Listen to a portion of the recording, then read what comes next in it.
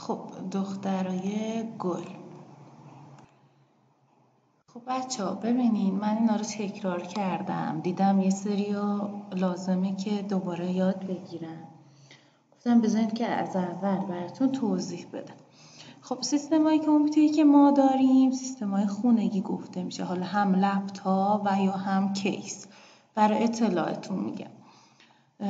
کامپیوترهای خیلی بزرگتری هست که وجود داره و کوچیکتر از این هم وجود داره که اینا رو بهش میگیم کامپیوترهای PC خانگی. خب ببین بچه‌ها، کامپیوتر از یه بخش سخت افزار تشکیل شده و یه بخش نرم افزار.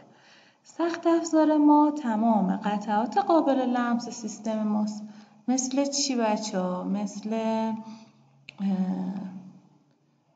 این قسمت. ببین بچه‌ها، این کیس سیستم ماه و داخل این کیس تمام این قطعاتی که می‌بینید به اینا میگیم سخت افزار.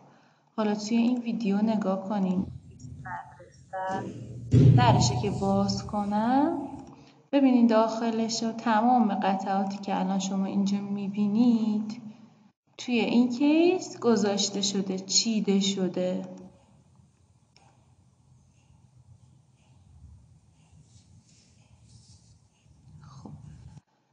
جلوی خود کیس بچه‌ها این قسمت جای ورود DVD و CDه.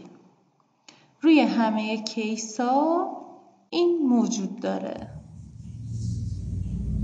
ببین بچه‌ها، 2 تا درگاهه. حالا چون این کیس یکم قدیمی تره، یه درگاه CD داره، یه درگاه DVD. ولی امروز کلاً یه درگاه میزنن که هم CD میخونه هم DVD. خب این قسمت بچه‌ها ببینین 2 تا دگمه داریم. این یه دونه دگمه است. این فرمی هم که اینجا می‌بینین یه دگمه دیگه است. دگمه بزرگه معمولاً برای روشن کردن و خاموش کردنه. دگمه کوچیک میشه برای ریست کردن سیستم.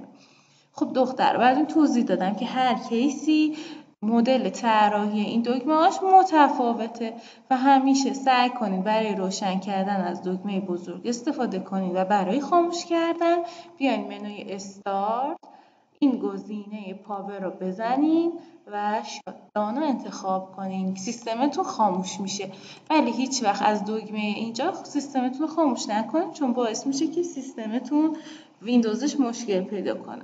حالا این دگمه‌ای که اینجا هست ریست چیه؟ توی همین منوی استارت که میرین بچه‌ها پاور رو میزنین یه دونه ریستارت داره. خب اینم دقیقا همینه، هر دو دگمه یکیه.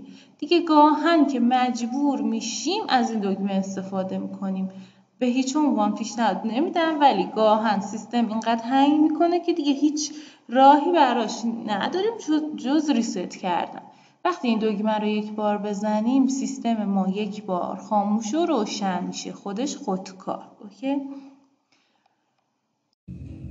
خب گفتم که توی همه کیس ها متفاوته. روی هر کیس بچه‌ها مثلا ببینین مدل های مختلفی داره کیس ها. جای فلش، جای مثلا حالا مموری و CD به شکل های مختلف آورده شده. خب بازم اینا گفتم قسمت سخت افزار سیستمه. یه سری لوازم جانبی دیگه‌ای هست مثل موس، صفحه کلید، بلندگو، هدفون و تمام اسکنر، پرینتر، اینا همه لوازم جانبیه که اینا هم جزء سخت افزار حساب میشه. خب